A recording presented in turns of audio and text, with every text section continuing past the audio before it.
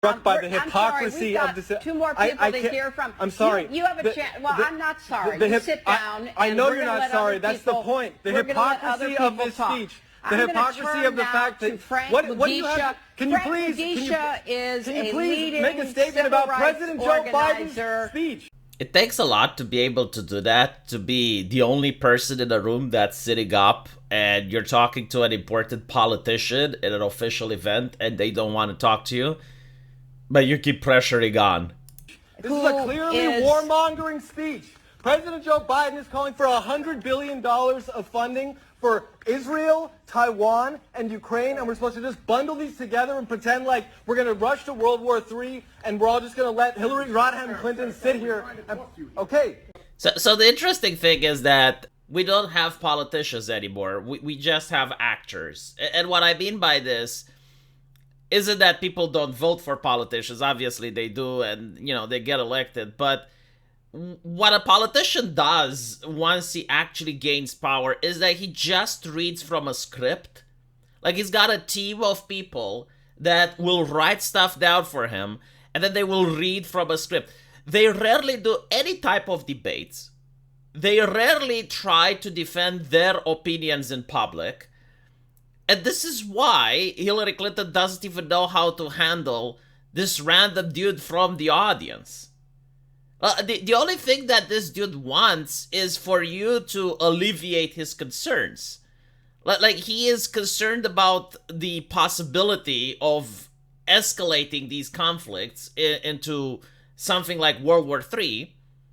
And all Hillary would have had to do would be to act nice, act kind, allow this person to ask the question, then ask him to sit down and elaborate the question and try to alleviate the concern that he has. But instead, we're going to be talking about LGBTQ plus laws in Uganda, right? Because that is what is pivotal and important, instead of actually addressing something like, genuine concern. Because if you were to have a national draft or something like that, it wouldn't be Hillary that gets drafted, it would be this gentleman. So I do understand why he is sitting up and he is asking the question that he is asking. I'm sorry. This is not the way to have a conversation. I'm sorry. If you want to have a conversation, you're welcome to come talk to me afterwards. You can sit here. Yeah, and this is one of the problems, right? Like everything has to be so fake. Like, everything is off camera. Like, if you want something non-scripted, it has to be behind closed doors where they can easily dismiss you or easily tell you to fuck off. The fact that politicians are incapable of even like remotely challenging into a debate a random person from the audience. And this is, again, like, it's Hillary Clinton, like, she's got experience in doing politics. But I guess it's a different way of politics than what we're used to, at least here in Eastern Europe.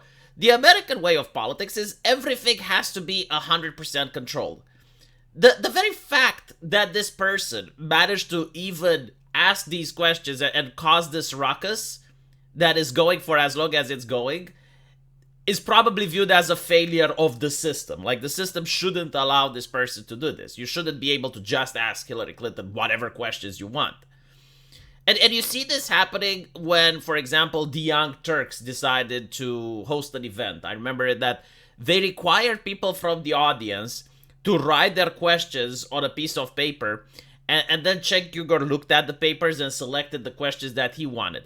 Again, everything is about control, and so that you do not get an uncomfortable question that most of the peasantry actually want you to ask, and they want to see what the politician will answer. They want to make sure that that doesn't happen. That only, like, softball questions are allowed. And they get to talk about stuff that they want to talk about that is very inconsequential for the people living there. Again, LGBTQ plus laws in Uganda. That is the important aspect. That is the circus. The bread is the welfare. But you don't get to talk about the important aspects. Okay, right. You're gonna wait for me, right? Please, I do not believe you. I will listen to you, and I will respond to you. I do not believe you. Respectfully, there's no reason why he should. Like, now he managed to get some power over her, in the fact that he is asking her questions on camera, and she has to respond. Why would he give up that little tiny insignificant amount of power which he managed to seize for himself. Especially, like, sure, like she can wait for him after the event, and she's going to spend like 30 seconds, maybe 1 minute, maybe tell him, oh, I'll talk with you only if you turn off the camera, and that would be the end of that. I do not believe you, well, and the fact of the matter is that the American people's voice are what need to be heard. Yeah, they are being because heard. Our president is not speaking for the American. I mean, where are they being heard? Most of the newspapers that are supposed to be the link between the politicians and the American people have comment sections disabled. In fact, I can't think of a single major news organization that has comment sections enabled to allow the people to voice their concerns. Social media has massive censorship going on. Like there are actual political ideas that cannot be expressed. Like we saw this during the pandemic. Google the name Douglas Mackey, and you would see the amount of free speech that exists in the United States right now. So people, number one, barely have any way of being heard, because the censorship is at an all-time high, much higher than I have ever experienced it in my life. The ones that do manage to slip the cracks with some messages that goes against the establishment or are too uncomfortable for the establishment to tackle get either suppressed on social media, get persecuted so that they're fired out of their job and become unemployable, and the ones that manage to slip even those cracks can get even arrested. So, yeah, I do not think that Hillary Clinton is right that the people are being heard. I do not think that this is the case. I think that the previous generation that came before us were a lot more heard than our generation. And they probably had even better politicians. People, and well, neither are that's you. your opinion. That's your opinion. Yes, that's my opinion. Well, then sit down. We've heard your opinion. Thank you very much. Now we're going to I'm turn not to going to people sit down. who are I'm on not the going to front stop. lines I'm not going to stop working on behalf of human rights. I'm going to exercise my free speech. But until it's not free speech when you are disrupting everybody. It is. I mean, technically it is free speech. You're not going to be arrested for what you're saying. However, if you're at a private event and they tell you to leave, if you refuse, then you're trespassing. So technically you'll not get in trouble for the things you're saying, but you will get in trouble for the trespassing.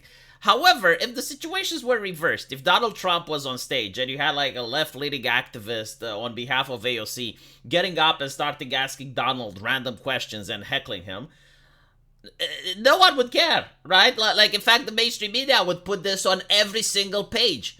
I bet you didn't even heard about this interaction if it wasn't for me, right? Like, did you even know that this took place? If you read the news, if you watch CNN, if you watch MSNBC, would you even know that a young man was challenging Hillary Clinton with difficult questions? Seriously, let me know. I generally don't know if the news reported on this or not. It is free speech. This is free speech, everyone. This is free speech. That is not free speech. This is people constructing narratives that are openly hypocritical. I'm sorry. The incredible hypocrisy. You know, John maybe you could actually... Dulles went with Eleanor Roosevelt to bring this Declaration of the Rights of Man. John Foster Dulles was involved with the CIA. Oh, yeah. Well, you're brilliant in your historical cherry picking. The Pinochet... It's kind of funny because she actually knows what he is talking about, right? Like if you had a BBC journalist who would just say, oh, conspiracy theory, conspiracy theory. But she actually knows. Like, she's actually aware of what he is bringing up. Gene, could you please inform me about the United States? Okay, we're going to move on to... Yeah, I guess like the problem is that he kind of lost the plot a little bit. I don't blame him. I mean, he is a young man. He's obviously not used to debates. He kind of went off the rails here. Like he realized that, okay, well, everyone is listening to me, and I already said my point about World War III. And now he's just like throwing random stuff. The thing is, like, when you manage to do something like this, when you manage to get the attention of a politician, you're not actually arguing with the politician. Like, behind closed doors, the politician probably agrees with you, right? Like, the politician probably has like financial interests. He's probably got like other things going on. You're actually trying to convince the audience of your point. So bringing up World War III is a really good point. When you bring up, these esoteric events that some people may or may not agree with you, meh. Will you denounce Joe Biden's human rights, not just yelling about it?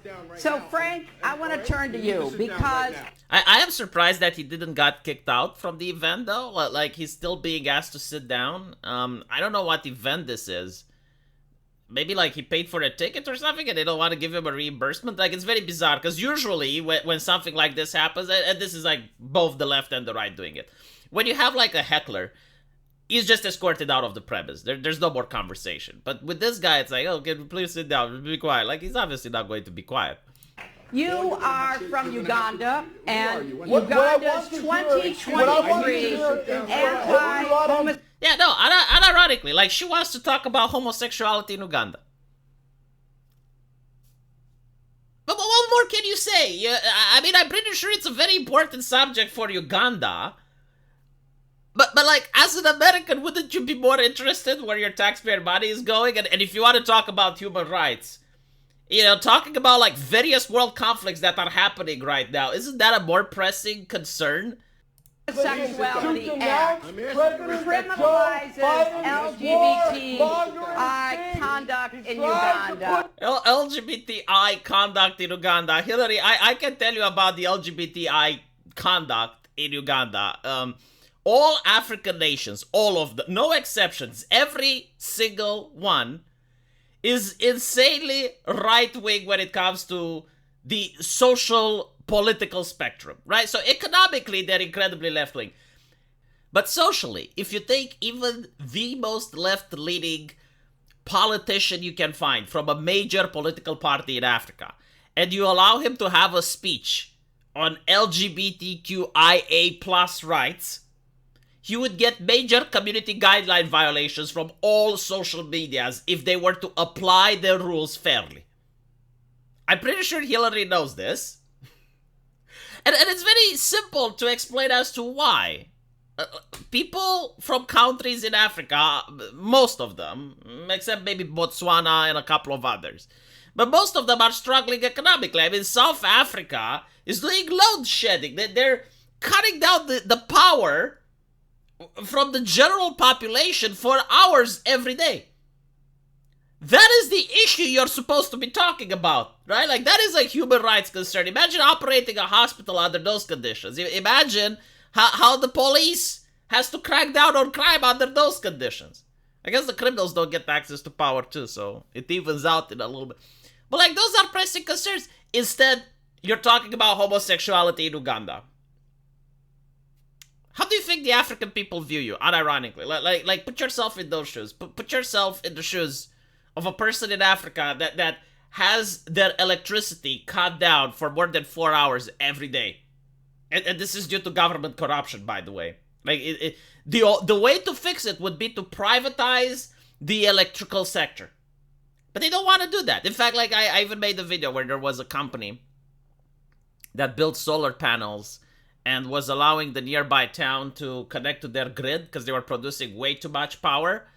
They actually fixed the load shedding problem for that town. The government steps in, and it was a matter of equity, I believe, a matter of equality. You know, some socialist bullshit. It's like, well, yeah, but, like, if you get power and the other people don't, it makes us look bad, so you need to stop that shit. You know, you could talk about that, Hillary, but for some reason, it's not as important as other subjects. Okay. Let me know what you guys think, and as usual, I will see you in the comment section. Take care.